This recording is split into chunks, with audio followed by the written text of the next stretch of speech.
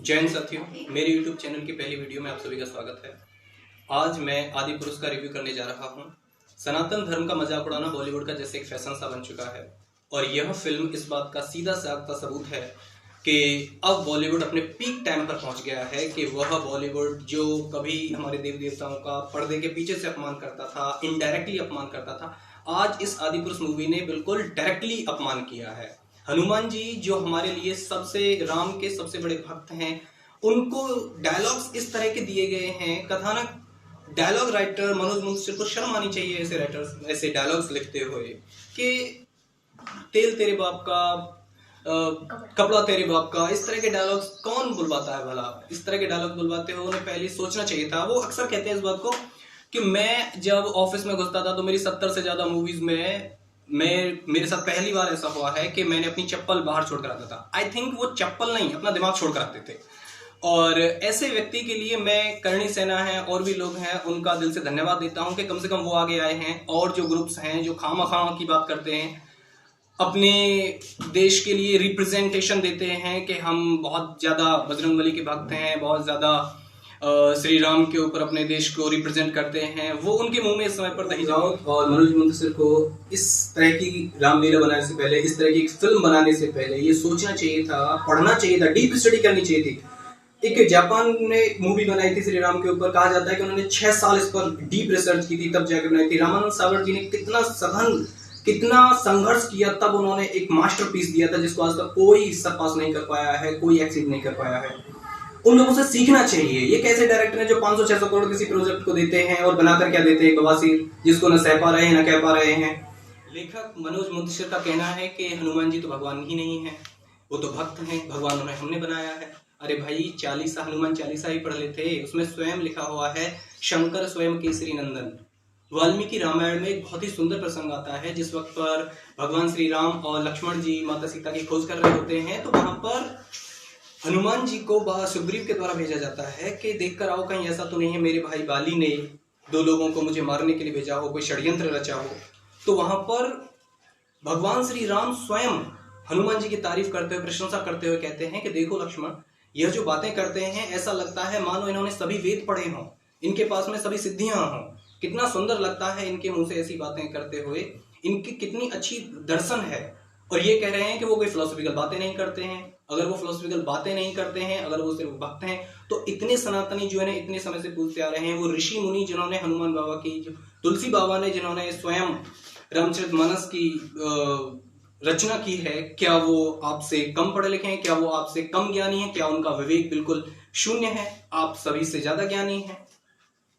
जबकि मुझे ऐसा लगता है कि आपका ज्ञान एक छोटे बच्चे से भी ज्यादा नहीं है। आपका ज्ञान उन रामलीला से भी ज्यादा नहीं है जो नुक्कड़ों पर हो जाती हैं, जो बहुत कम खर्चे के साथ में लोग आपस में मिलकर एक दूसरे के सहयोग से गांव मोहल्ले में करा लेते हैं। मोहल्ले में की गई वो रामलीला बहुत हद तक सफल होती है और बहुत अच्छी सीख देती है।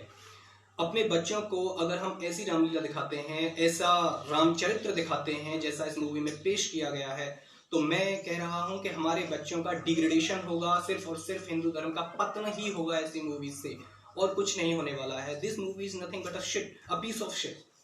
ऐसी मूवीज को मैं भारत सरकार को बैन ही कर देना चाहिए, जैसा नेपाल ने किया है। बहुत ही सराहनीय कदम है। भारत सरकार को भी सिनेमैटिक लिबर्टी के नाम पर आप सोने की लंका को एक काली लंका बना देते हैं। लगता है ओम राउत या फिर मनोज मुंतशिर तमराज किलमिस के फैन हैं, जो शक्तिमान में अंधेरा कायम रहे।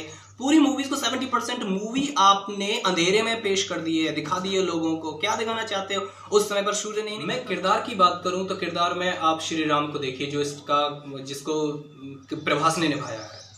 चेहरा बिल्कुल ऐसा है जैसे कई सालों से धोया ही ना हो। वही एक चेहरा ये लेकर आ रहे हैं, वही एक चेहरा। कोई तेज नहीं है श्री राम के किरदार में। देखिए, श्री राम के किरदार के लिए कोई ऐसी जरूरत नहीं है कि आपके 6 एब्स ही हों, पैक्स ही हों, या आपके बहुत अच्छे डोले सोले हों। अरुण गोविल जी ने जो किरदार निभाया था वो इस बात का जीता जागता सबूत है। और मुझे नहीं लगता है कि उस किरदार को शायद ही कोई बॉलीवुड में से तो कम से कम सरपास कर पाएगा, एक्सीड कर पाएगा। जिन्होंने रावण का किरदार निभाया है, इसने तो हद कर दी, किसी अलाउद्दीन खिलजी से कम नहीं लग रहा है। मुझे तो समझ में नहीं आता है, ओम राउत के अंदर इतनी अकल नहीं है कि और भी किरदार बॉलीवुड में हैं, और भी अच्छे अच्छे किरदार। सागर की रामायण में जिन्होंने रावण का किरदार निभाया था, अरविंद त्रिवेदी जी, कितना सुंदर किरदार निभाया था। मैं इस बात को पूरे दावे और जिम्मेदारी के साथ में सोशल मीडिया पर कह सकता हूं कि सैफ अली खान को तो कभी शिव तांडव याद होने वाला है नहीं। अरविंद त्रिवेदी जी ने रामायण में तो शिव तांडव गाया ही, बाकायदा उन्हें याद भी था। और एक ऐसे व्यक्ति को आप, जिसने कभी रावण के किरदार को अपने अंदर आने ही नहीं दिया, अपने अंदर महसूस ही नहीं किया, आप ऐसे व्यक्ति को एक महापंडित का किरदार दे देते हैं। रावण लिबर्टी की बात करें तो ये कहते हैं कि मुझे इतनी लिबर्टी तो दीजिए ताकि मैं आज की जनरेशन के हिसाब से इस आदि पुरुष को पेश कर सकूं, इसके कैरेक्टर्स को पेश कर सकूं। अगर आपको आज के हिसाब से ही पेश करनी थी, सिनेमेटिक लिबर्टी लेनी थी, तो पुष्पक विमान का, जो कि कुबेर का विमान था, कुबेर जो धन के सबसे बड़े सम्राट के, सबसे बड़े भगवान कहे जाते हैं, उनका विमान आपने चमगादड़ बना दिया। इतिहास की कोई जानकारी नहीं है क्या? हमारी थोड़ी बहुत तो कुछ पढ़ लेते, किसी बच्चे से ही पूछ लेते कम से कम। उस विमान को आपने चमगादड़ बना दिया, पुष्पक विमान को आपने चमगादड़ बना दिया। कुबेर जी चमगादड़ पे चला करते थे और उसको भी आप मांस खाता हुआ दिखा रहे हैं। महापंडित रावण उनको मांस खिला रहे हैं। अब यहां पर बात यह आती है कि आप उसको और भी अच्छा बना सकते थे। सिनेमैटिक लिबर्टी पर आप उसको भव्य बना सकते थे, एलिगेंट बना सकते थे, लेकिन आपने क्या किया है? आपने उसका डिग्रेडेशन किया है, उसका नाश किया है, पतन किया है। हिंदू धर्म वास्तव में ही बहुत सहिष्णु धर्म है, जो इसने इतना। मैं बात करूं अगर इसके संगीत की, तो संगीत अच्छा है, बढ़िया है, प्रेजवर्दी है। प्रॉब्लम है, मिस्टेक है इसके डायलॉग्स में, जिस तरह से उसको रिप्रेजेंट किया है उसमें। और वो प्रॉब्लम मिस्टेक नहीं है, वो ब्लंडर है। This is not a piece of art, this is a blasphemy, a quite blasphemy. ये हिंदू धर्म का, सनातन धर्म का अपमान है। मैं चाहता हूं कि अपने बच्चों को ऐसी मूवी बिल्कुल ना दिखाएं। हम सनातनियों को इस चीज़ से बिल्कुल बचना चाहिए। और आपने मेरी वीडियो को यहाँ तक देखा, उसके लिए thank you very much. Please इसको शेयर कीजिए और अपने वैल्यूएबल कमेंट्स जरूर देना, ताकि मैं ये जान सकूं कि मैंने कहाँ गलती की है, मैं उसमें सुधार कर सकता हूं। मुझसे जुड़े रहिए, मैं ऐसी वीडियोज़ और भी लाता रहूँगा। और अपने सनातन धर्म के प्रति जो लोगों में रुचि कम होती जा रही है, हमारे बच्चों में कम होती जा रही है, मैं बराबर उस पर वीडियोज़ लाता रहूँगा। So please like my video, subscribe the channel and keep watching. Thank you very much.